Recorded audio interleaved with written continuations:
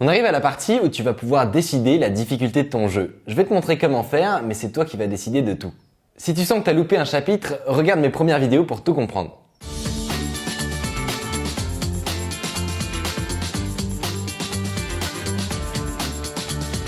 Premièrement, on peut ajouter des astéroïdes parce que pour l'instant, ils tombent un par un.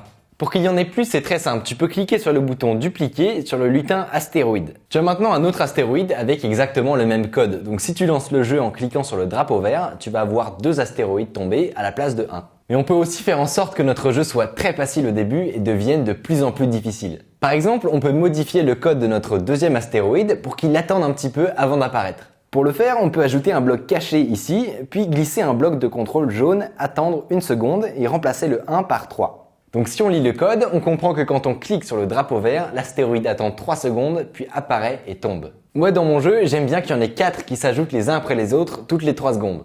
Donc tu peux répéter ce que l'on a fait pour le troisième astéroïde et changer le nombre de secondes à attendre par 6. Et continuer avec le quatrième avec 9 secondes par exemple. Pour changer la difficulté du jeu, tu peux aussi faire en sorte que les boules jaunes soient plus rapides. Si tu cliques sur le lutin de la boule jaune et que tu changes le chiffre du bloc bleu ajouter 10 à Y par 5, 30 ou 50, regarde la différence, ça change tout.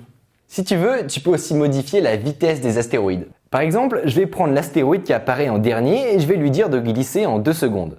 Ça veut dire qu'il va se déplacer plus rapidement et qu'il va être plus difficile à toucher. Il est également possible de décider que ce dernier astéroïde vaut plus de points quand on le détruit. Pour ça, on change le nombre du bloc orange. Moi, je vais mettre qu'on gagne 3 points en le détruisant. Mais toi, tu peux mettre plus si tu veux.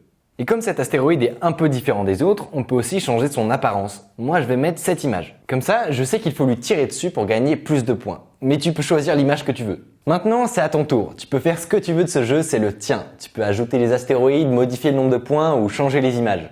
Franchement, bravo parce que c'était pas si facile. L'avantage, c'est que maintenant, tu peux le partager et le faire essayer à tes amis.